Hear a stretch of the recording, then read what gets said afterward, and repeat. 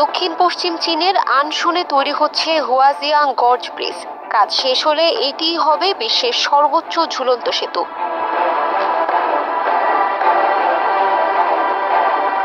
বিশ্বের সেরা ব্রিজগুলো চীনে, আর চীনের সেরা গুইজোতে।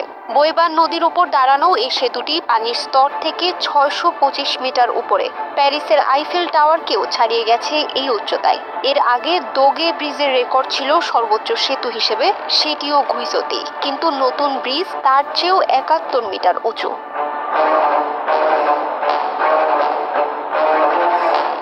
ড্রোন ফুটেজে দেখা যায় পাহাড় কেটে সাপের মতো আঁকাবাঁকা আর স্তরে স্তরে সাজানো সেতুর রাস্তা। প্রচলিত টানেল খনন বা দীর্ঘ পথ ঘুরে না গিয়ে প্রকৌশলীরা পাহাড়কে স্লাইস করে বানালেন এক অনন্য মহাসড়ক। এতে ভ্রমণ সময় কমবে, আবার প্রকৃতির ক্ষতিও সীমিত থাকবে।